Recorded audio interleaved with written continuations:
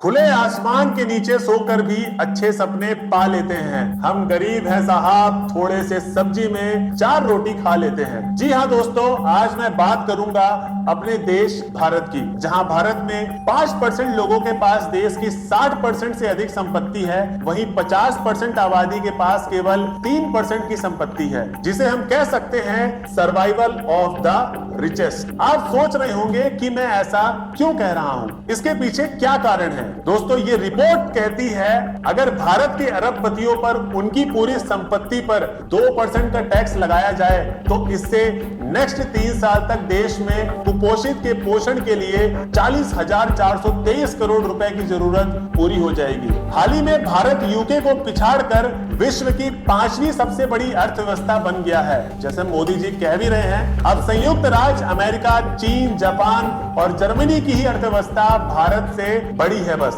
और ऐसा भी कहा जा रहा है कि भारत के लिए ये एक नया माइलस्टोन है, बट ऐसा नहीं है, क्योंकि किसी भी देश की हेल्थ और जीडीपी ग्रोथ उसका जीडीपी से पता नहीं लगाया जा सकता, बल्कि उस देश की प्रति व्यक्ति इनकम क्या है देखा जाता है। वही क्या आप जानते हैं, प्रति व्यक्ति आय के मामले में भारत दुनिया के गरीब मुल्कों की श्रेणी में आता है। हाल यह है कि भारत के प्रति व्यक्ति आय अंगोला जैसे देश से भी कम है। दुनिया के 197 देशों की प्रति व्यक्ति आय के मामले में भारत 142वें स्थान पर है। अब आपके मन में यह सवाल उठ रहा होगा कि देश की अर्थव्यवस्था की जब भी चर्चा की जाती है तो हमेशा एक शब्द जीडीपी शब्द जरूर सुनने में आता है। आखिर ये जीडीपी है क्या? जीडीपी की फुल फॉर्म अगर हम हिंदी में जाने तो सकल घरेलू उत्पादक, और इंग्लिश में आपको पता ही होगा ग्रॉस डोमेस्टिक प्रोडक्ट। अब किसी भी देश की अर्थव्यवस्था को मापने के लिए इसका प्रयोग किया जाता है। ये जीडीपी किसी भी देश की एक निश्चित अवधि के दौरान उत्पादित हुई सभी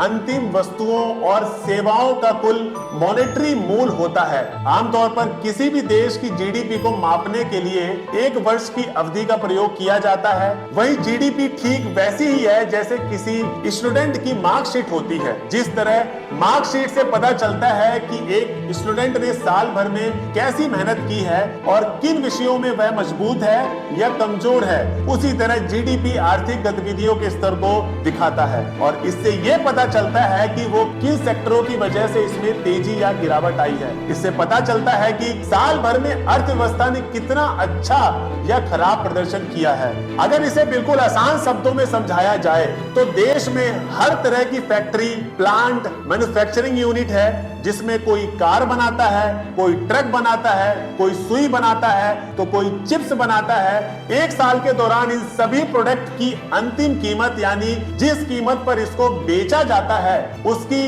कुल वैल्यू कितनी होती है उसको जोड़कर एक किनारे रख लिया जाता है। अब इसको एक किनारे आप रख लीजिए। और इसी तरह सर्विसेज में डॉक्टर, वकील, फैशन डिजाइनर, हवाई जहाज, बसें, ट्रेन, इकोनॉमिक, आईटी सेक्टर अपनी सेवाएं देता है और उसके बदले में जो फीस चार्ज करता है एक साल के दौरान इन सभी सेवाओं की कुल वैल्यू को जोड़कर अलग रख दिया जाता है। अब इसको भी अलग रखिए। उसके बाद अब सभी प्रोडक्ट की अंतिम कीमत और सभी सेवाओं की वैल्यू को जोड़कर जो भी वैल्यू आएगी उसे देश की जीडीपी होगी। आपने ध्यान दिया होगा कि इसमें राजनीतिक सीमाओं के अंदर का भी जिक्र किया जाता है। इसका मतलब है कि अगर कोई विदेशी कंपनी भारत में रहकर कोई प्रोडक्ट बना रही है या सेवाएं दे रही है तो वो भारत की जीडीपी में गिना जाएगा, ना कि अमेरिका की जीडीपी में। समझाता हूं कैसे। जैसे अगर American phone company Apple Bharat में रहकर फोन बनाती है और भारत में बेचती है तो वो भारत की जीडीपी में शामिल होगा, ना कि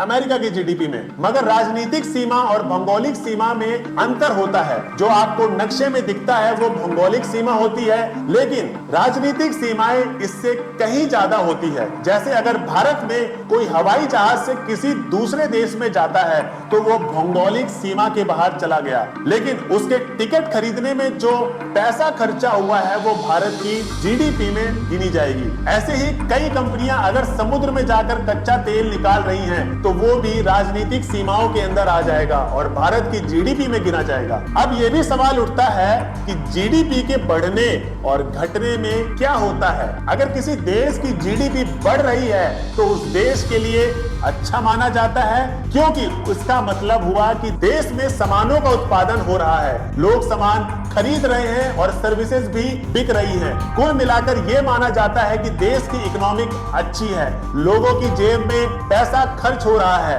ये इकोनॉमिक के लिए स्वास्थ्य संकेत है। इसके उल्टा अगर किसी देश की जीडीपी घट रही है, मतलब ये कि उस देश में सामानों और सर्विसेज का उत्पादन कम हो रहा है। जब उत्पादन कम होता है तो बिक्री भी कम होती है, यानी कारोबार को नुकसान होगा, क्योंकि कंपनियों में पैसा नहीं आएगा। जब कंपनियों का बिजनेस ठीक से नहीं करेगी तो उनके कर्मचारियों की ग्रोथ रुकी रहेगी, जिससे उनके हाथ में खर्चा करने के लिए पैसा कम होगा। खर्च में कमी आने के कारण इकोनॉमिक में धीमापन आता है और जीडीपी गिरने लगती है। जैसे कि मैंने आपको वीडियो के स्टार्टिंग में बोला था, सर्वाइवल ऑफ द रिचेस्ट। इसका कहना था कि अगर भारत देश में 5% अमीर लोगों के पास देश की 60% अधिक संपत्ति है, तो बाकी की संपत्ति मिडल और गरीब लोगों के पास है। दुनिया की जितनी भी बड़ी अर्थव्यवस्था वाले देश हैं, उनमें सबसे कम प्रति व्यक्ति आय भारतीयों की है। अगर हम बात करें अमेरिका की प्रति व्यक्ति इनकम सालाना की, तो $80,035 है,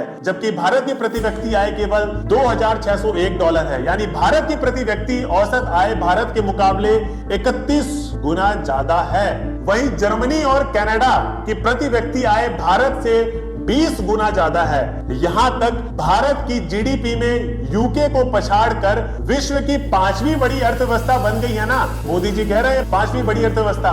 250 साल तक जो हम पर राज करके गए थे, 250 साल तक, उनको पीछे छोड़ करके हम दुनिया की इकोनॉमी में आगे निकल गए। 6 नंबर से 5 नंबर पर आने का जो आनंद होता है, उससे ज्यादा आनंद इसमें हुआ। क्यों? 6 से 5 होते तो होता थोड़ा आनंद, लेकिन ये 5 स्पेशल है। उसके बाद भी यूके की प्रति व्यक्ति आय 18 गुना ज्यादा है, जबकि भारत जिस चीन को अपना सबसे बड़ा कॉम्पिटिटर मानता है, उसकी भी प्रति व्यक्ति आय भारत से 5 गुना ज्यादा है। यहाँ तक छोटे देश की प्रति व्यक्ति इनकम भारत से बेहतर हालात में अंगोला की प्रति व्यक्ति आय है $3,205, वसांतु की $3,188, भारत की $2,601। ये बताइए हमारी भारत की प्रति व्यक्ति आय है। लास्ट में मैं इतना ही कहना चाहूंगा कि एक तरफ देश के खरबपतियों की गिनती 1000 के पार हो गई है, तो दूसरी ओर गरीबी 45 साल के उच्च स्तर पर हो गई है। एक साल में गरीबों की गिनती 6 करोड़ से बढ़कर 13 करोड़ से ज्यादा की हो गई है। भारत में इकोनॉमिक इनइक्वालिटी यानी अमीर और गरीब के बीच खाई गैप काफी तेजी से बढ़ रही है। एक तरफ अमीर और अमीर हो रहा है, वहीं दूसरी तरफ गरीब और गरीब हो रहा है और बेतहाशा की तरफ बढ़ रहा है। तो दोस्तों, आई होप आज की वीडियो आपको अच्छी लगी होगी। वीडियो अच्छी लगी होगी तो हमारे चैनल को लाइक, शेयर, सब्सक्राइब जरूर करें, क्योंकि आपका प्यार हमारे लिए बहुत ही अनमोल है। तो दोस्तों, मिलते हैं नेक्स्ट वीडियो में। जब तक के लिए अपना ध्यान रखें। जय हिंद दोस्तों।